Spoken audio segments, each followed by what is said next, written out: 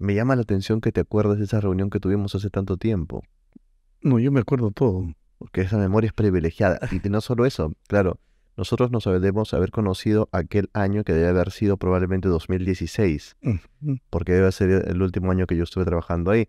Y el 2016 ya yo te había comentado un poco de este Claro, libro. claro. Justo era el último año que trabajabas ahí. Sí, sí, sí, Sí, sí. me hablaste y yo decía, pucha, está loco.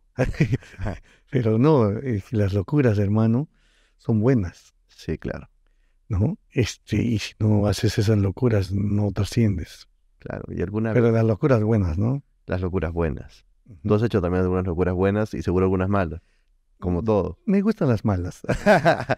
Las malas a veces uno se acuerda más. Claro, no, yo me acuerdo todo. En realidad yo, ¿sabes? Me, me sorprendo de esos artistas que se vuelven ciegos. Mm, O sea, caminan sin mirar. ujú, O sea, es como que hubieran perdido de pronto este, este, este espectro, ¿no? De acá. Y claro. solamente miran así. Y yo no soy así. Yo he transitado en esta vida todos los momentos, o sea, momentos donde has estado en la cumbre o donde has estado muy abajo. Y siempre he estado en esta misma onda. Claro. O sea, no me he de alguna manera mareado o nubilado por los momentos, ¿no? Tu primer disco, si no me equivoco, como profesional con tu hermano debe salir el 87. El primer disco, no, el primer disco es el 90. El- Nosotros arrancamos a trabajar artísticamente el 87. ¿Cuántos años tendrías tú? 16, tal vez menos. Claro, muy chico, Sí, sí, muy chico. sí, pero Ujú, con grandes ilusiones. seguro. En verdad a nosotros nos ganó la pasión Ujú, y nos dio la enfermedad del canto. Y en quechua sería el taquiunjuy, claro. enfermedad del canto. Entonces eso hacía que yo, mira, duerma con mi guitarra, en serio, ¿ah? O sea, ya había ensayado tanto porque ¿Esa primera guitarra era una guitarra ya tuya o era la clásica que por ahí el papá tiene una guitarra? no era una guitarra que llegó de casualidad, era una guitarra de palo, literalmente, las clavijas de palo Ujú, que había que aplastar y a veces o sea, con la tensión de la cuerda, claro. esa clavija de palo cedía. Ujú, Entonces sacabas la clavija, le metías un poco de baba. de baba y ¡pum! Y ya más o menos se quedaba. Claro. Es que cuando empiezas así, las cosas son más agradables, en serio, ¿eh? ¿Tú crees? Porque si tuvieras una super guitarra, una, no sé, una Takamine, una, etcétera, etcétera, Ujú, mm, no sé, yo no le hubiera encontrado ya el gustito, ¿no? claro. Era, mira, el disco que grabé por primera vez con mi hermano, que se llama Elegía, era con una cuerda, con una guitarra que en principio trasteaba totalmente Ujú, y no afinaba. Y para que afine, tenía que mover este dedo un poquito más abajo, o sea, yo tenía que ir afinando, al oído, tocando. claro. Son recursos que uno va buscando para, de alguna manera, ¿Ese primer disco lo financian ustedes mismos? sí, pero nosotros no teníamos conocimiento de dónde se grababa. Pero ustedes llevaban un tiempo ya recorriendo, digamos, algunas presentaciones locales, tocando con el Claro. hermano y tal, y necesitaban un disco. Y Ujú. para hacer esos primeros discos, ¿lo graban dónde? ¿Quién les avisa? Bueno, nosotros estábamos buscando este, financiar ese disco. Mm, Empezamos a cursar oficios a diferentes instituciones. Hermano, nadie nos dio ni un cobre para el disco. claro. Sin embargo, dos amigos dijeron, bueno, yo les voy a ayudar con $50. Nos dio $50 Ujú, y al menos algo era, ¿no? Pero a nada. Y otro amigo nos agenció dos pasajes aéreos. Y con eso es que vinimos acá. Y acá tuvimos que agenciarnos y conseguir el dinero. Y con ese dinero grabamos bajo, digamos, el sello de un amigo, mm, Julián Fernández. Él tenía el conocimiento dónde se grababa, se hacía para separar el estudio.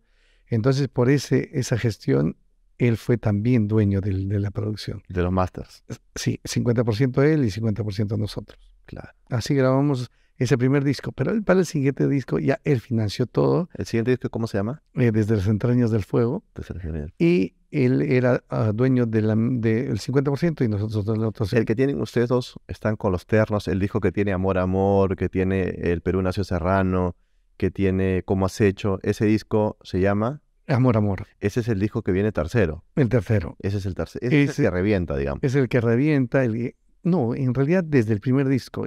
Pero lo que pasa es que... Claro, desde el primer disco, pero creo que ese tercero ya se vuelve o sea, los consolida nacionalmente. Claro, ¿no? claro.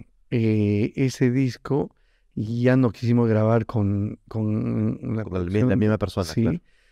Porque él tenía todavía el criterio de seguir haciendo o conservando los sonidos de esa época. Uh-huh. Y nosotros ya queríamos un sonido moderno, ¿no? Uh-huh. Entonces cambiamos de estudio, nos fuimos a Estudio de Amigos del Mundo Delgado, uh-huh.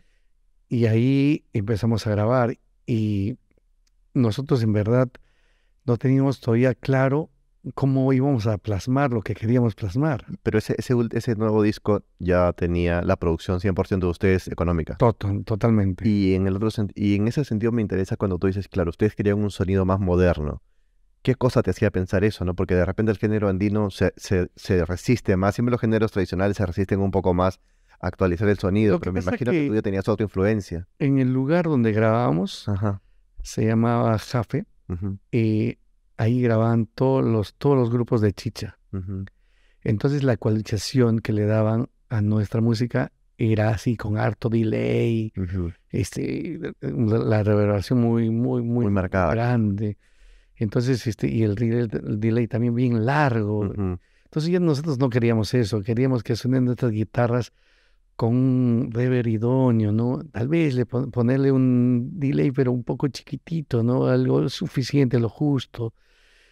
Que suene más ya actual, como sonaba, por ejemplo, el rock and roll, o como si sonaba la música romántica. Y me imagino que en ese momento tú ya escuchabas ese tipo de referencias, seguro. Nosotros hemos estudiado siempre. Rock, escuchaban otros géneros. Mira, nosotros esperábamos el programa de Gerardo Manuel, Disco Club, todas las tardes, porque ahí veíamos la música que nos agradaba tremendamente y nos hacía soñar y nos ilusionaba, ¿no? Uh-huh. Grandes grupos. Y entonces nosotros queríamos llevar nuestra música andina a ese nivel. Uh-huh. O sea, esa información, pues, siempre, mi papá era tenor lírico. Entonces nosotros más bien nos hemos escapado de eso, ¿no? O sea, claro. Papá tenor lírico, nosotros también tendríamos que tener algo de eso, ¿no? Nosotros nos inclinamos a la música andina. ¿Por qué? Porque era lo que nosotros podíamos hacer mejor y con eso podríamos competir con otros géneros del mundo, porque conocemos ese género. No es que tenemos que aprender, no, está ya en nosotros. Y la única forma de competir es mostrando lo que tú conoces, uh-huh. al revés y al derecho. Y en ese proceso, ustedes decían, bueno, vamos a financiar este disco. Tenían la idea del sonido. ¿Cómo eligen las canciones? Porque ese disco tiene demasiadas canciones que pegaron todas hasta el sol de hoy. ¿Cómo eligen eso? ¿No? Son canciones de por ahí de otros autores y tal, pero el criterio es seleccionar y producirlas, porque yo he escuchado muchas de las canciones que están en ese disco de repente en otras versiones, uh-huh. versiones incluso más antiguas y tal, que no suenan ni cercano al sonido que impone Gaitán en ese disco. Ya, en principio nosotros ya teníamos un concepto, uh-huh. O sea, sabíamos lo que queríamos decir. Por ejemplo, hay canciones, ya digamos el Pío Pío, uh-huh. Tiene una muy bonita melodía, pero sus letras, en verdad, aunque disculpen, ¿quién habrá compuesto el Pío Pío, no? Para mí, a mi concepto, no tenían, no alcanzaba lo que nosotros estábamos buscando. Entonces, pero sí nos gustaba y nos coqueteaba el ritmo y la melodía, ¿no? Uh-huh. Entonces tenía que tener por lo menos esos tres elementos idóneos para nosotros. Buena melodía, buen ritmo y buena poesía, con un buen mensaje, ¿no? Uh-huh. Entonces es por eso que esas canciones que escogimos, todas las canciones desde el primer disco hasta el 9º, uh-huh. todas tienen una característica, o sea, tienen una personalidad. Por ejemplo, no podíamos cantar canciones tan desesperanzadas. Al contrario, nosotros teníamos que con nuestra música inyectar esperanza. Ahí está el tema Maíz, remando en nuestro ataúd volveremos, Ujú. romperemos crueles sables, mi amor, serán panas nuestros labios. Maíz es hermoso, además desde que inicia, ¿no? Claro, Maíz hermano. granito eterno, sí. Claro. En verdad, y porque nosotros teníamos claro que ya mucha desesperanza, mucho dolor, mucho olvido habíamos vivido. Entonces, Ese disco sabiendo que es 9-3 y ustedes empezando carrera 8-7, estamos hablando de que el país está en una crisis por terrorismo, terrible. con atentados No, de crisis distintas total. partes, pero sí, totalmente. Y venía en una crisis terrible. En la sierra era la más afectada probablemente por el terrorismo, económicamente en declive. Era el segundo gobierno de Alan García, No, el primer gobierno. perdón, el primer gobierno de Alan García. Y en esas circunstancias que ustedes se mandan a ser músicos. Ya, ¿qué pasa? Nosotros escuchábamos canciones que incitaban al dolor, a la muerte, ¿no? A la desesperanza, a la desolación. Entonces, nosotros hay particularmente una canción que nos marcó mucho, que es hermosa en melodía y poesía. Es una canción muy testimonial. Entonces, porque mucha gente habrá sentido eso y decía, ya nada queda, todo es silencio, hasta los bellos tejuelos se ausentaron. Entonces nosotros, ¿qué? ¿Y nosotros qué somos? Y nosotros éramos una juventud que estaba ahí sin saber qué hacer. Entonces decidimos ahí poner nuestro granito de arena y empezar a cantar a la fe, al optimismo, a la vida, a la lucha, al trabajo. Inyectarle esas cosas positivas a los jóvenes. Y ese mensaje cala profundamente en medio de todo un caos que vivía el país. Hiperinflación, terrorismo, etc. Entonces, como que caía y venía bien, ¿no? Y cuando ustedes empiezan en ese periodo a hacer presentaciones, a hacer giras por el interior del país, ¿no se asustaban? ¿No les daba miedo que podía ocurrir cualquier cosa de repente? ¿Inseguridad, ese tipo de cosas? Tuvimos muchos episodios de ambas partes, Ujú. muchos, y todos los hemos sorteado. Muchos todavía me causan dolor, mucho dolor, y otros ya como que ya no tanto. Sí, y te digo de ambas partes, ¿no? ¿Te refieres tanto de los militares que ejercían y Así y es, de tanto del sí, terrorismo? Claro. de ambas partes. Me imagino que en ese momento algunas de esas cosas son inolvidables, ¿eh? Yo supe del miedo, el miedo absoluto, Ujú. el miedo donde tú ya estás entre la vida y la muerte, pero ahí a un paso. Y la muerte como que te está esperando. ¿Y en qué pensabas? Y nada, solamente en qué hago. O sea, mi rodilla y tiene un color, ¿no es cierto? Y yo sentía que se me encogía hasta el muslo de miedo. O sea, hacía una tensión terrible. Y eso en verdad es un poco difícil borrar. Y otro de los episodios que marcó para siempre mi vida es que mi padre fue asesinado. Y ese es un dolor que no sana, no sana. ¿Y en qué circunstancia pasa? Tu padre era tenor, claro. Sí, pero él era también profesor, era teacher, Ujú. profesor de inglés. Entonces él amaneció muerto. O sea, ahorita mismo En casa. no, lo asesinaron y lo botaron en una calle. Wow. Entonces, nosotros conmocionados realmente por esa situación. Nunca obtuvieron respuesta Ninguno. de exactamente qué pasó. ¿De qué pasó? Nada, nada. Simplemente un día lo dejaron de ver y Hay apareció así. rumores, sí, Sí. de cosas que pasó y que pasó, pero son rumores, ¿no? Y bueno,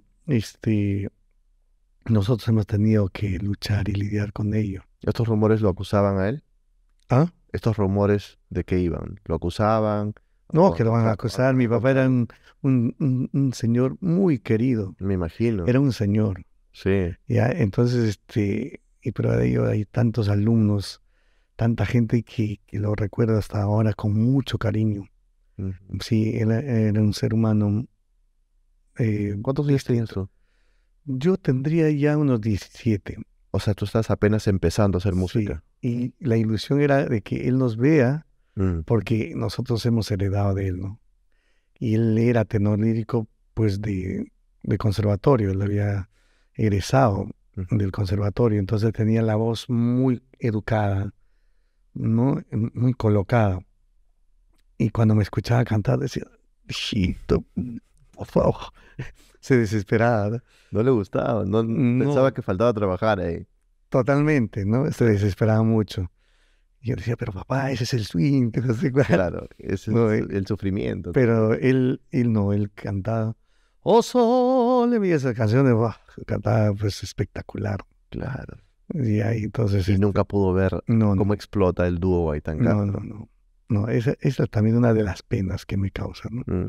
Sí, Y él, en ese sentido, me imagino que hasta ahora ustedes lo deben tener muy presente, ¿no? sí, y Cada cosa que siempre, pasa. ¿no? Imagínate, hermano, de él hemos heredado esto, ¿no? Mm. Gracias a él somos lo que somos. ¿Tú crees que la vena artística de esta familia viene por él? Sí, mi mamá no, ni hablar, mi mamá canta mal, muy mal, Sí, pero pucha, tiene una voz potente para castigar, claro.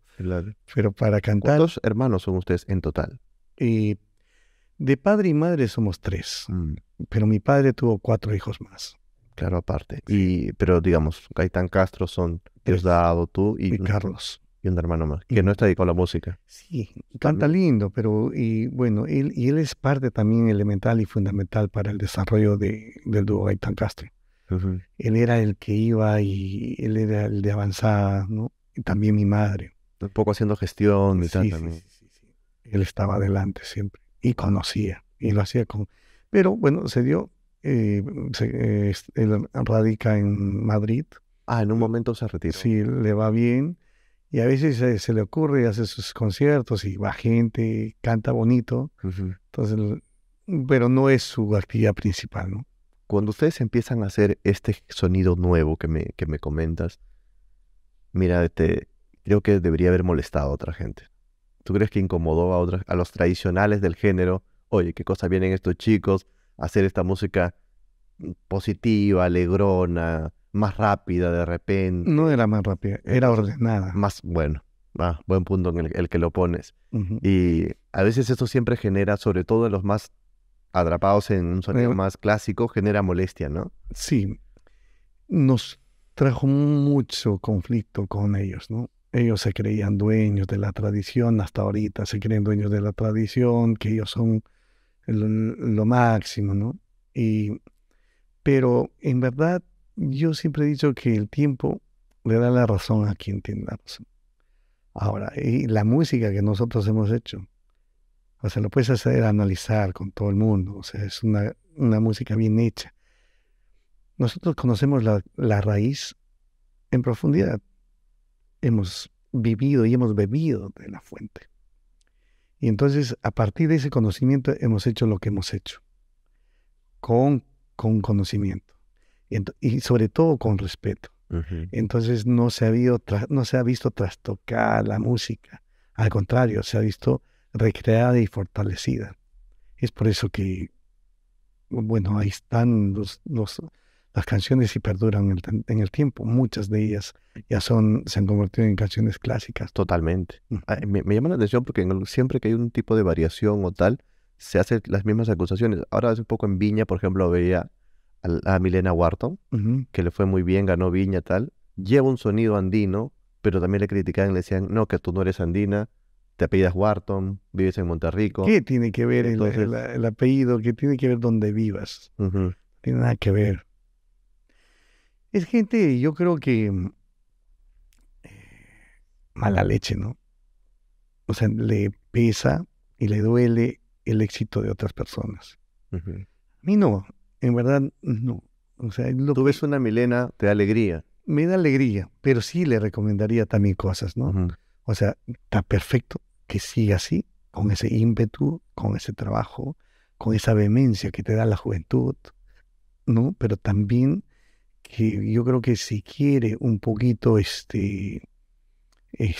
ayudar a la música andina, que se empape un poco más y a partir de ese conocimiento que haga todas las fusiones habidas y por haber, Claro. ¿no? Pero que se vaya informando cada vez más, para que no haya alguien que la acuse, ¿no?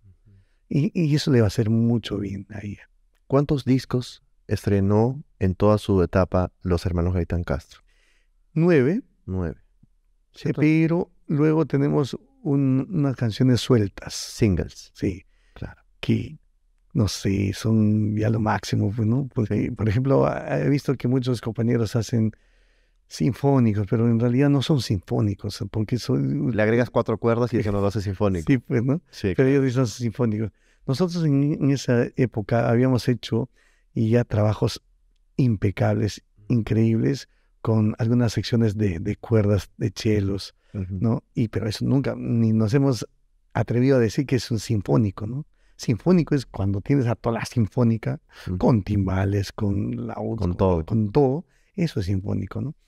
Sí, no me quita, o sea, realmente sí me quita el sueño eso, hacer un trabajo con la sinfónica. Tú has hecho varios trabajos muy bonitos. Hay uno que en particular me gusta mucho para hacer un pequeño salto de repente y luego volvemos en esta línea temporal. Ujú, Pero tú tienes un trabajo donde en un momento tú te dedicas y coges no solamente algunos temas tradicionales, sino también algunos temas que los Gaitán Castro hicieran famosos y los empiezas a tocar en una versión, no sé si más vernacular, pero más de origen, más de ujú, raíz, que es más, y todos tenían chalequito, todos tenían la misma ropa, el vestuario se nota, tenías ujú. un equipo de vientos atrás, saxos y un equipo muy grande de sonido. Lo presentaste en un Domingos de Fiesta también. Ah, sí, sí.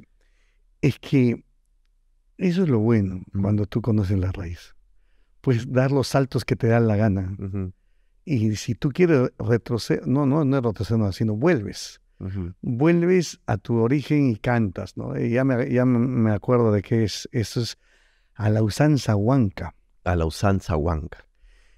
Y no es fácil, Claro. porque la forma de interpretar, de cantar, de decir del hombre huanca es muy distinto a lo que hace y dice el hombre ayacuchano. Ujú. ¿Ya? Tiene otra templanza, otra forma, otros cortes. Y para hacer eso hay que vivir y hay que beber de la fuente. Hay que ser respetuosos. Totalmente. Entonces, cuando luego ya asimilas esa situación, luego lo espectoras de tal forma como si tú fueras nato, ¿no? Ujú. Eso no, ya viene en una etapa en la que tú te estás manejando solo, tú grabas los discos con tu hermano y tal. En un momento tienen una separación. Hay una nota muy curiosa en el comercio de aquella época Ujú. que habla sobre grupos de hermanos que marcaron historia y sus separaciones. A su madre. Sí, y habla de grupos ingleses, de Oasis, de un montón de grupos. Y en un momento cuando los menciona ustedes, habla de los hermanos Gaitán Castro encuentran una rivalidad que duró por 10 años, donde incluso no se dirigían la palabra, hasta que en una ocasión, durante una reunión familiar, deciden no apelar al silencio común y por primera vez en todo este tiempo conversar como si no hubiera pasado nada. Y es ahí donde se vuelven a juntar. Yo creo que exageraron, no eran 10 años, Ajá. algo menos, ¿ya? Pero sí hicimos Algo menos. sí, pero sí hicimos una pausa. Yo creo que era necesaria. Ahora, un proyecto funciona y avanza mientras tengan proyectos y tengan metas. Si ya no hay metas ni proyectos, no hay nada, entonces empiezas a divagar. Y estábamos en esa etapa. Es fundamental lo que acabas de decir. Claro, entonces Fundamental. estamos divagando. Ujú. Y estamos tal vez incluso ese hermoso barco que habíamos construido en alta mar y nosotros estamos con dos motobombas esas, no, ¿cómo se llama estos taladros? Ya. Taladrando el barco para que entre más agua, ¿no? Y se hunda.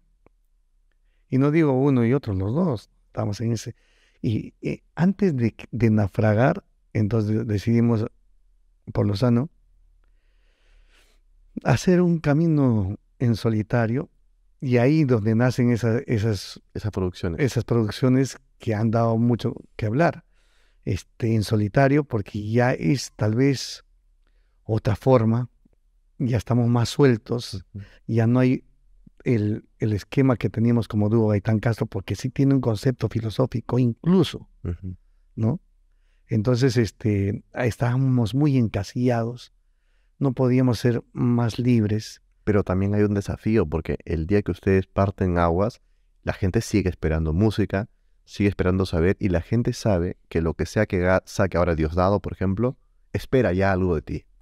Sí, espera una propuesta, un sonido, espera algo, ¿no? Es más desafiante incluso. y lo bueno, y yo creo que esto es algo lindo que me ha regalado la vida, o sea, ideas sobran. Por ejemplo, ahora tengo una versión de música andina que está hecha a base de un piano, extraordinario piano, y mi voz. ¿Y quién es el pianista? Ujú. Un conocedor de la música en general, estudioso, pero además que conoce la música andina, que se llama Kenneth Sarabia. Extraordinario tecladista, que Ya. actualmente es teclado de Gianmarco. Pero él es pianista. Sí, claro. Ya. Piano andino, además. Mira, había una amiga Ujú. que nos quería comer el coco para que lo incluyéramos a Kenneth Sarabia cuando él tenía 7, 8 años. Ujú. Y fácil hubiera tocado con nosotros, ¿no?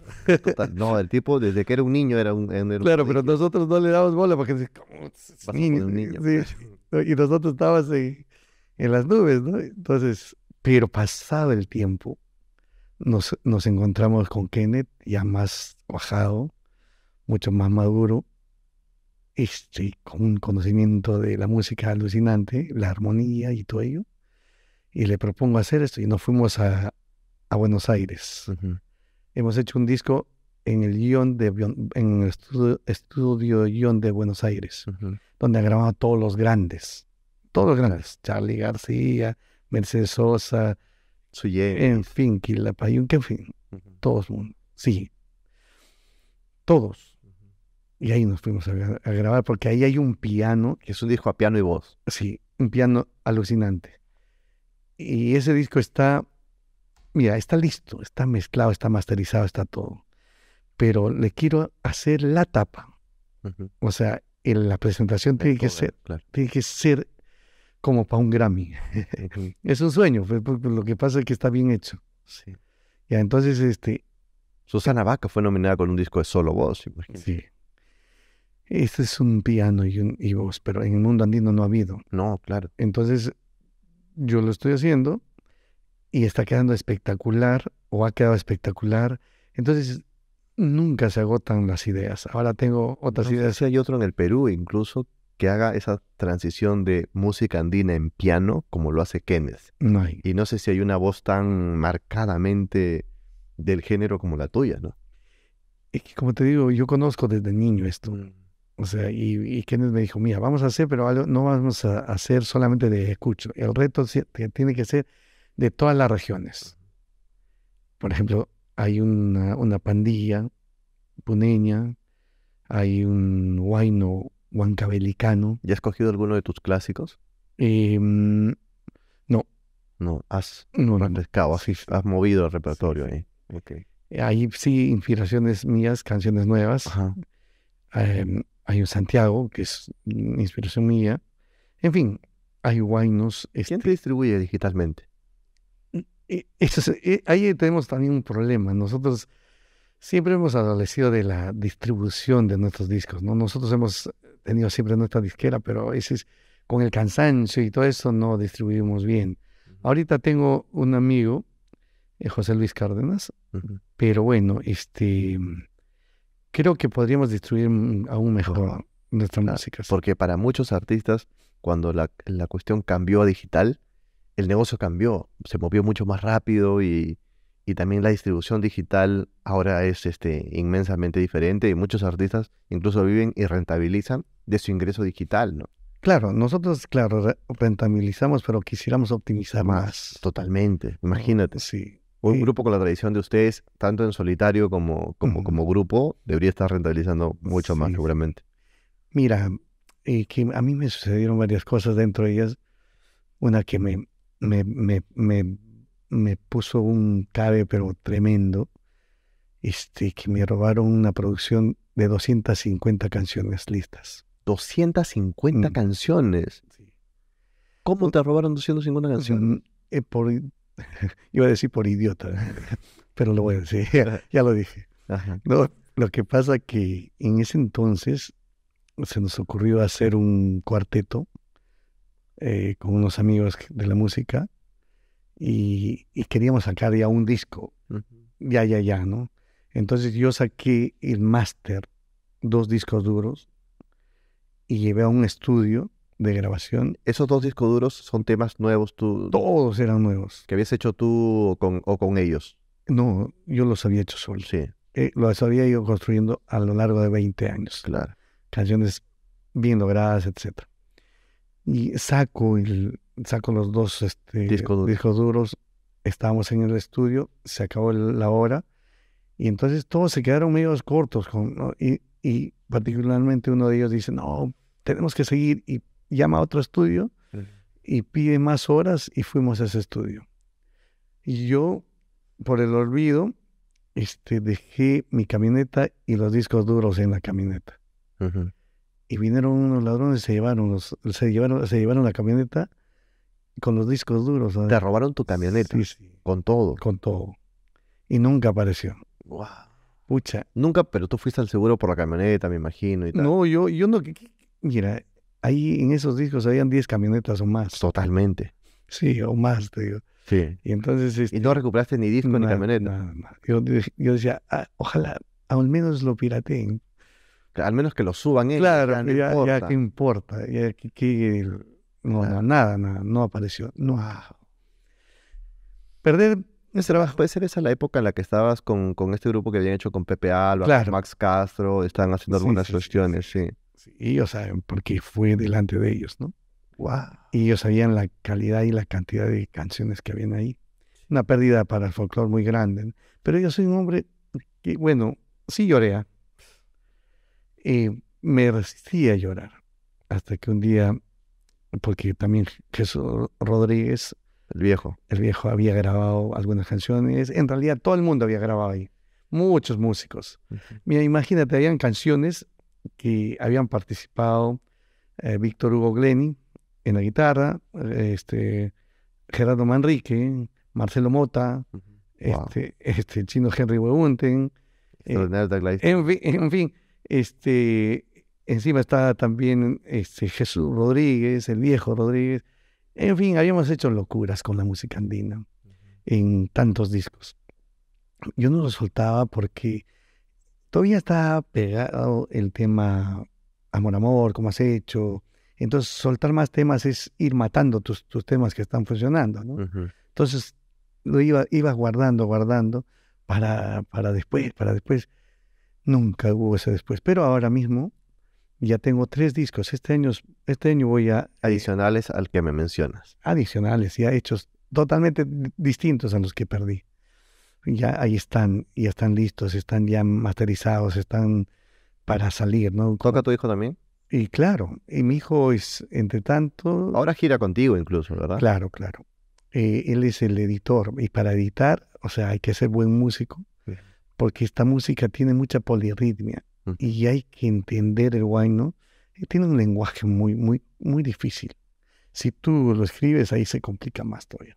Uh-huh. Porque te das cuenta, en el pentagrama, la cantidad de polirritmia que va, los melismas, los silencios, tantas cosas que tiene la música andina. Pero qué bestia esa creatividad para tener esta cuestión. ¿Ya ahorita tienes 3 discos?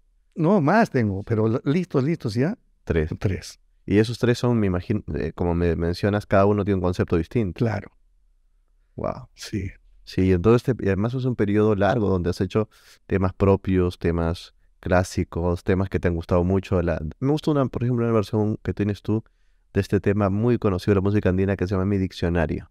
Sí. Y es un tema que parece que a ti te gusta también bastante porque lo has usado en varias presentaciones, lo tocas, lo cantas, lo utilizas mucho también. Sí, lo que pasa es que es un tema muy pegado. Sí. O sea, y que trasciende a todos los tiempos. Tú, cuando estoy cansadito ya, en el concierto, dile a tu nuevo querer.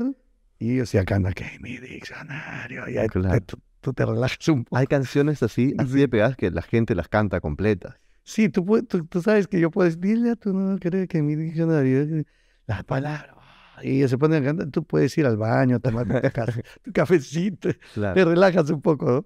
Entonces son canciones así, tengo de esas varias, ¿no?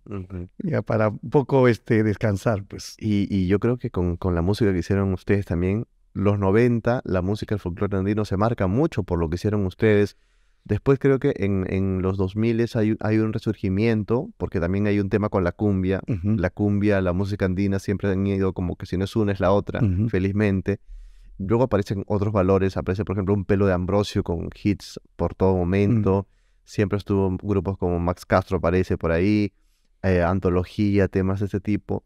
¿Qué tal la relación de ustedes con estos grupos, con estos conciertos? Porque muchos de ellos, por ejemplo, organizan conciertos en el Parque de la Exposición y tal. Bueno, y No sé si siempre están ustedes ahí. no, casi, Parece un casi distanciamiento. no cuentan con nosotros, ¿no? Sí, Yo me pregunto por qué, no entiendo, ¿no?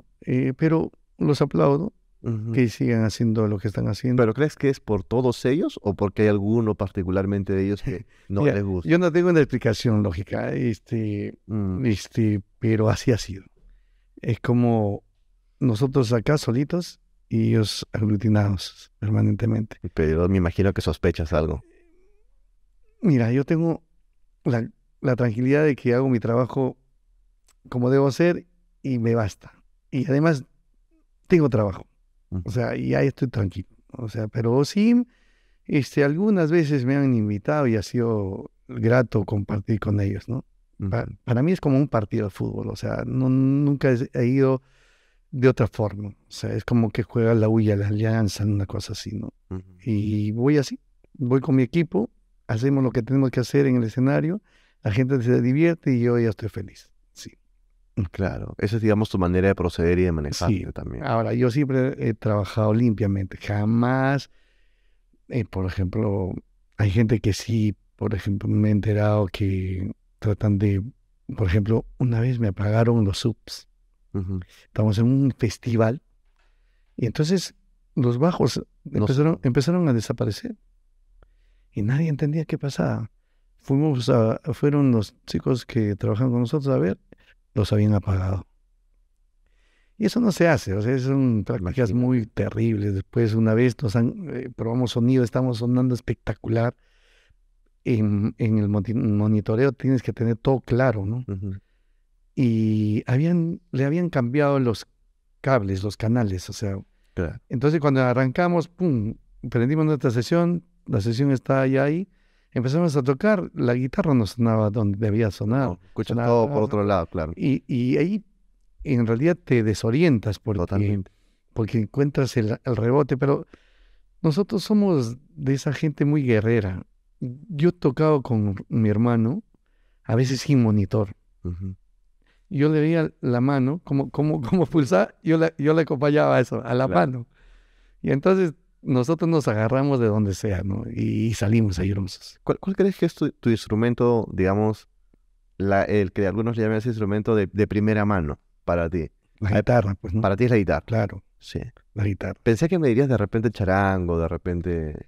No, no, no, no. Yo y la guitarra tenemos un amor y Sí, cariño. Yo no soy muy guitarrista, yo me acompaño. claro. Porque Eh, tú, digamos, en todos en los dúos y tal, tu hermano es el que lleva la sí, guitarra sí, sí. y tú eres el que canta, lleva charango, Pero etc. mi compañera permanentemente es mi guitarra, Ujú. para componer, para todo, ¿no? Actualmente se maneja Diosdado por Independiente, también a la par existe la posibilidad de los Gaitán, No, no, ya no. o ya no. Ya no. ¿Desde cuándo ya no? Creo que hace un año, es que nos hemos dado cuenta Mm, que para labrar tu camino como solista, después de haber pertenecido a un grupo tan importante y tan imponente también, mira, nosotros llenábamos estadios, ¿sí, no? Entonces, y la obra, ahí está, es fuerte. Entonces, tú estás tratando de hacer tu ruta ujú. y viene el dúo Gaitán Castro y te aplasta. Y tu carrera en solitario Se ve fenece, destruido, ¿no? claro. Entonces hemos decidido dejar un poco tranquilamente al dúo, ya para el recuerdo, y hacer un trabajo independiente que florezca, ¿no? Y es difícil a veces, Me asusta cuando dices ya para el recuerdo, porque pareciera que es definitivo, pareciera como que ya ahí lo dejan, ¿no? mira, es que no hay la intención en ambas partes, ¿no? Ujú. No, aunque mi madre, por ejemplo, quisiera, Claro, pero ya es cuestión de trabajo, o sea, mi trabajo en solitario ahorita está floreciendo.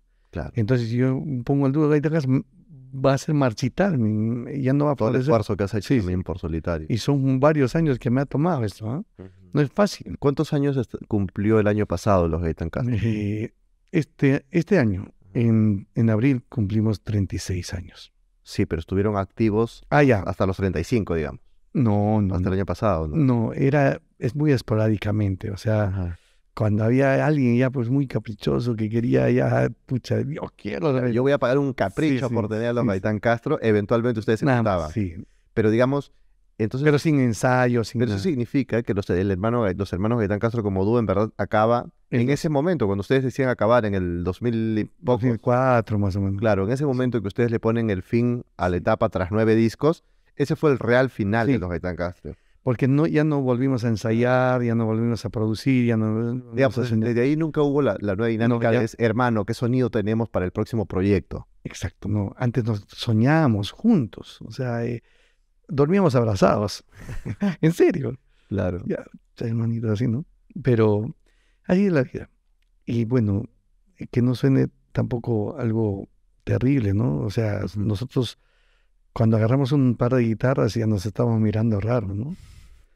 Dejamos la guitarra y nos miramos con amor. Claro. Entonces, ¿qué prefieres? Yo prefiero tener a mi hermano como mi hermano que ir discutiendo por temas de trabajo ya. Pero la disputa es creativa. Es creativa. No era una disputa de plata. Nada, es creativa. Ya que él le gusta una armonía, a mí no me gusta esa armonía. Y ya es un tema que no nos podemos poner de acuerdo, pero es por temas artísticos, o sea, ¿no? Claro. De conceptos también. Por ejemplo, un día me viene mi hermano y me dice, ya, no vamos a tocar en 4:40, ahora vamos a tocar en 4:32. Oye, pero ¿por qué? Y me dio una teoría, pero alucinante. Tuvimos que tocar en 4:32, hermano. Claro. El mundo toca en 4:40. Total. Ya, pues entonces ahí eso ya causa ya cierto malestar, pues, ¿no? Entonces, ya, no, déjame tranquilo. Yo voy a cantar lo que a mí me dé la gana y tú tocas lo que a ti te dé la gana y cada uno hace sus cosas. Sí. Wow. Y en ese proyecto me imagino que felizmente ya los agarra ustedes con una estabilidad ya ganada, ya con una tranquilidad para tener a sus familias en la mejor de las condiciones posibles y trabajar musicalmente, ¿no? Tú sabes que es duro trabajar de la música en el Perú y tu hijo también es músico. Y yo le dije, la lucha es dura. Y la lucha, más si tú haces música andina, es contracorriente. Nunca va a ser digamos, navegar en un terreno llano, ¿no? No, siempre es cuesta arriba, con piedras. Y te vas resbalando y vas... así es. ¿ya? Pero tenemos el temple y el coraje para hacer y que suene dignamente. ¿no? Y que no estés nunca con la cabeza agacha, ¿no? Siempre haciendo las cosas. Es que, hermano, yo me siento tranquilo con todo lo que he hecho. O sea... ¿Tú sientes que la música te ha dado enemigos? No creo, pero sí creo que me alejó de alguna gente, ¿no? Que en algún momento decía que me quería, pero cuando iba avanzando, y no solamente del folclore, ¿eh? De todos los géneros. De todos los géneros. Y de los grandes te estoy hablando. No, hasta ahorita, no quieren tocar con nosotros. Dicen, los que no. Es un peligro. No puedo creerlo. Lo que pasa es que tengo una banda pucha, muy, muy compenetrada con este trabajador del arte. Yo soy un trabajador del arte. Siendo maestros, todos los lunes nos sentamos a trabajar, a planificar, a cómo sonar mejor. Y es imposible que sonemos mal. Es imposible. Pero es disciplina. Y eso no debe generar a otras gentes un poco de malestar. Ellos también que lo hagan. Pero eso cuesta, sé qué, tiempo, cuesta pasajes, cuesta aglutinarlos, cuesta un montón de cosas. Tú has armado a estas alturas, digamos, me interesa un poco tu flujo de trabajo en el sentido de juntar a tu gente y tal.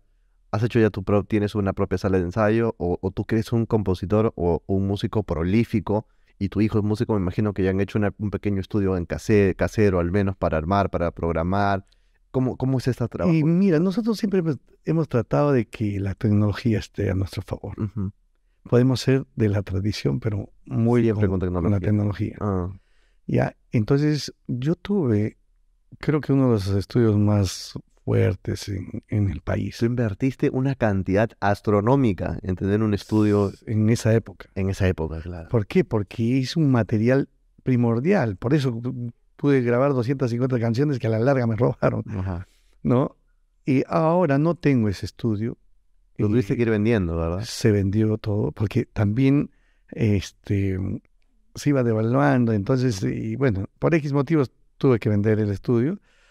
Ahora tengo un estudio, no así como te tenía, pero es como para hacer un buen trabajo. Ujú.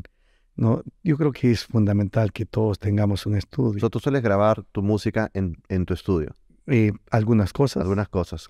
cosas, porque aún me falta. Por ejemplo, una batería no podría grabar, porque ahora tenemos estudios que tienen unos preamps Ujú. alucinantes y pasan todos los canales por esos preamps. Claro, Entonces grabas la batería ahí, pero editas y haces la postproducción también ya en tu propio estudio, ¿no? claro. Sí. Y ese tipo de Te trabajo, hace ahorrar también. totalmente. Sí. La Ahora, tecnología avanzada se te ahorrar un montón de plata sí. en producción al menos, ¿no? Y la sala de ensayos está en mi casa también. Ujú. Llegamos, armamos. Lo bueno es que donde vivo también viven al costado Mm. un grupo de amigos que hacen reggae. Así. Sí, ahí los más bravos, los ranqueados del reggae llegan y hacen su música Ajá. y el vecindario se ha acostumbrado. O sea, todos los días hay ensayos. Ajá. Entonces, no hay problema. Siempre podemos estar ensayando como si nada, ¿no? Eh, Nadie se perjudica. te pregunté hace un rato si tenías enemigos, pero te pregunto el otro lado. Grandes amigos que te ha dado la música, sobre todo a sol de hoy, ¿no? Sobre todo en la actualidad que mantiene Del arte. del arte. Y teniendo en cuenta que además tú tienes mucha relación junto no solo con gente de la música andina, sino con gente de la música peruana. En general, o sea, Claro. yo tengo una idea de la música. Mm, O sea, para mí no existe, solamente para mí existe la música. ujú, Y la música la divide en dos, buena y mala. ujú. Punto.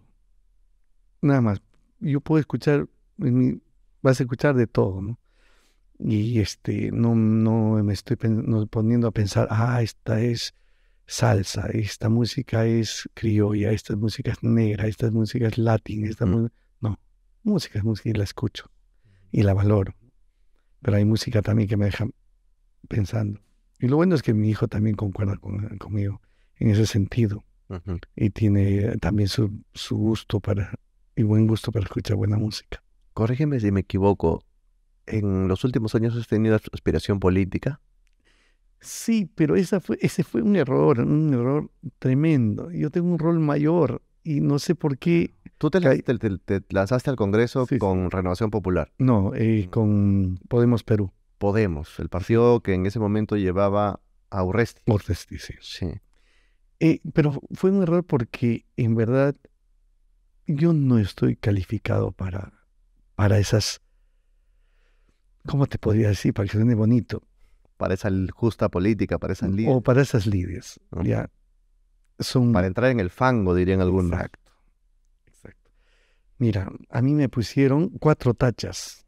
Ujú. Y A yo, tu candidatura. sí, y me inventan empresas que no haya tenido. O sea, es tan raro el asunto y tan cochino el asunto que de verdad que cuando me pusieron la 4ª tacha y me dijeron ya no va más, yo sentí que mi alma había vuelto al cuerpo.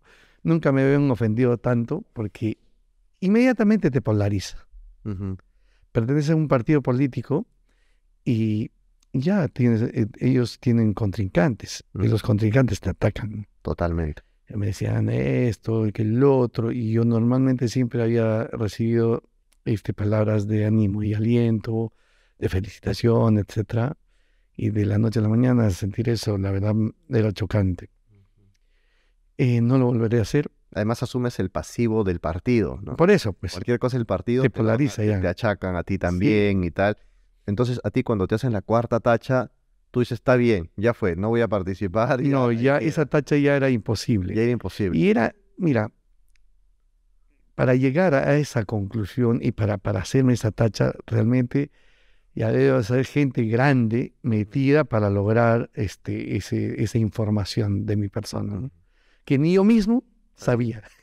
En serio, te juro. Claro. Yo me enteré Ese día. y había sido verdad, pero una verdad a medias. Bueno, ya otro día te explicaré, pues es un tema muy difícil para mí. Yo quiero hacer patria con mi música. O sea, Sí, no me dices que fue un gran error para ti ese sí, momento. estoy procurando hacer cada vez un trabajo más óptimo. Y no solamente en la parte musical, sino me he dado cuenta que el país es tan rico y tan lindo, pero a veces nosotros los peruanos no conocemos. Mis últimos videos los estoy haciendo en lugares naturales que presentan un paisaje alucinante en belleza. Entonces eso lo voy poniendo en los videos y voy poniendo dónde queda. Entonces la gente ve y se interesa. Por ejemplo, hice un video en Huancaya. Mucha gente conoce, pero mucha gente no. Y me han preguntado tantísima gente por ese lugar. Es un lugar paradisiaco, pero muy poca gente conoce. Eso está acá nomás por Cañete, más arriba de Lunahuaná. Que ha sido una tradición, además, tanto tú en solitario como con los Gaitán y tal, siempre audiovisualmente al menos, reflejaban muchos lugares del Perú, ¿no? Muchos paisajes de la sierra peruana. Con el dúo no tanto. Y nosotros, por ejemplo, en ese momento estábamos en busca de pescar gente joven, y para pescar gente joven no ibas a pescar. Recuerdo el videoclip de cómo has hecho. El videoclip de cómo se ha hecho es bien andino. No. Están ustedes con el atuendo. El chalequito es de jean con incrustaciones un poco andinas. Correcto. Y ahí me parece que ese es el video donde hay como un elenco de baile. Claro, pero haciendo una suerte como minifaldas, faldas cortas, no las faldas más tradicionales. Exacto. El elemento andino, pero actualizado, digamos. En ese momento era la discoteca de moda de Lima. Ajá. No me acuerdo cómo se llama la discoteca ya. Ya. Pero fuimos y la alquilamos. Ajá. Y no nos querían alquilar, pero nosotros tercos alquilamos la discoteca para rodar el video ahí. Las chicas eran de si no me equivoco, pero era, creo que de una escuela, tal vez de Frida Holler, no me acuerdo, pero de una escuela así muy, muy reconocida. Entonces fuimos, bueno, no me acuerdo bien de qué escuela era, pero de ese tipo de escuelas. Entonces fuimos, le propusimos y ellas nos mandaron a como 8 chicas y no sabían bailar pues absolutamente nada de esto del caporal ni nada. Música andina, claro. Sí, entonces nosotros le pusimos un profesor.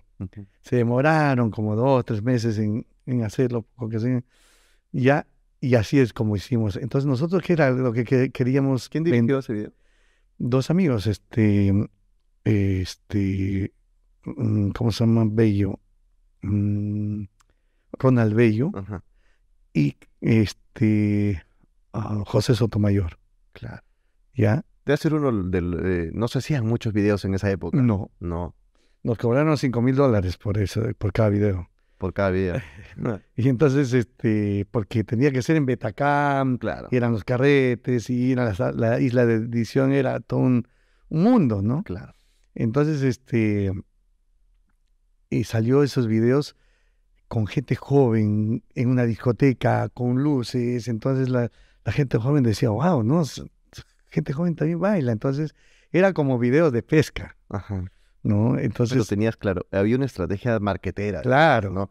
Porque la estrategia tuya decías, ya, yo no voy a hacer como el sonido tradicional, necesito jóvenes, vamos a una discoteca, vamos chicas jóvenes. Y vaya chicas, pero eran las guapas, ¿no? Totalmente, claro. Sacadas de una escuela de modelaje. Ajá.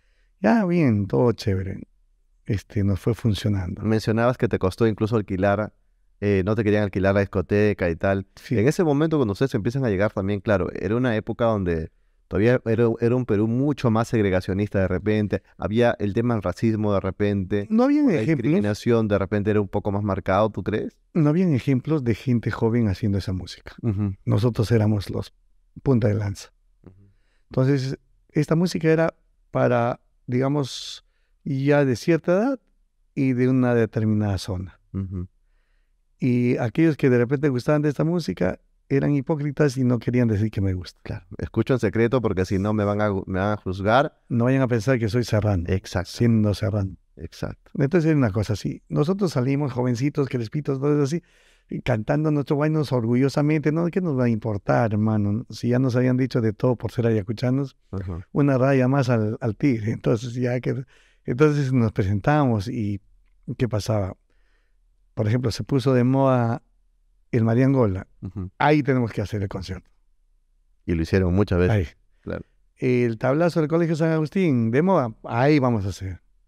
Pero está así. Siempre teníamos que estar en los lugares Ujú. donde se estaba poniendo de moda y ahí estábamos, ¿no? Pero lo hacíamos a todo nivel, pues, ¿no? Ujú.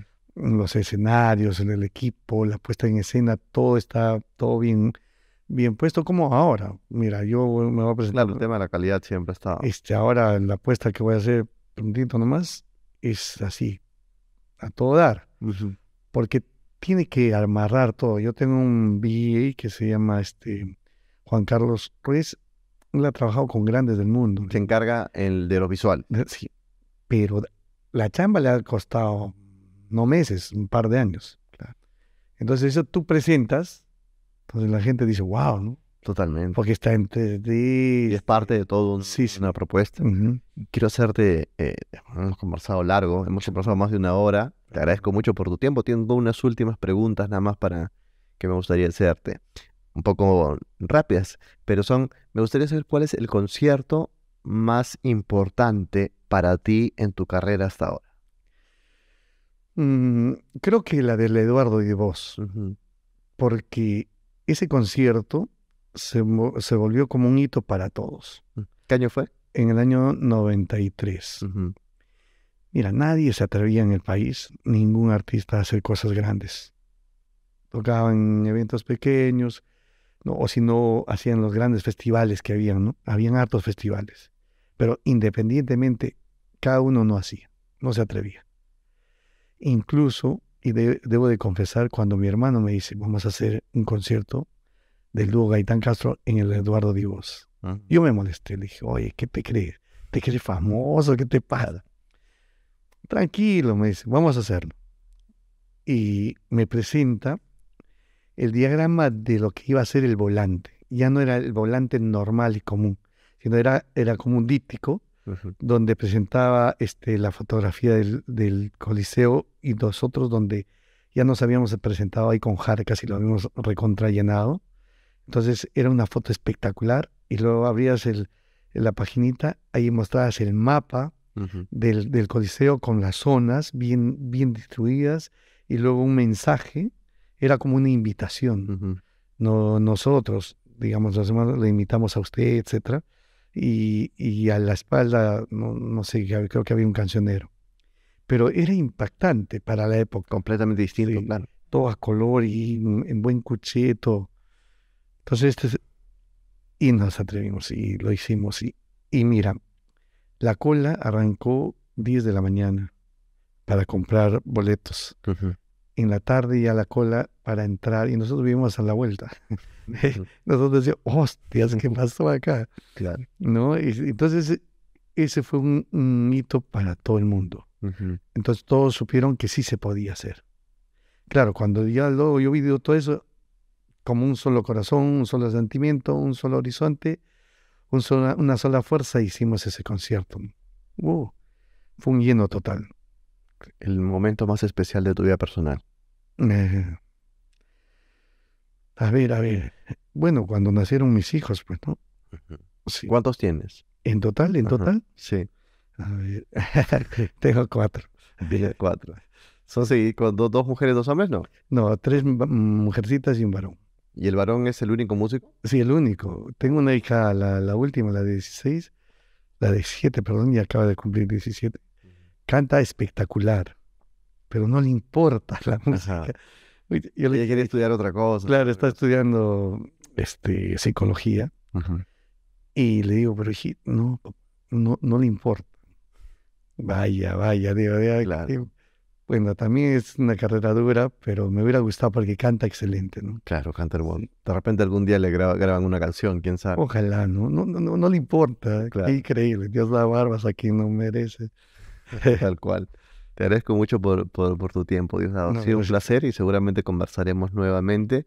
Y nada, te agradezco de todo corazón a ti y seguramente el público que sigue tu carrera, que te conoces de Gaitán, que te sigue en solitario también, va a estar satisfecho de conocer nuevas cosas de tu lado. Gracias, Carlos. Muchas gracias. Hasta pronto, amigos, y recuerden seguir y escuchar la música de Diosdado en todas las plataformas. Hasta pronto.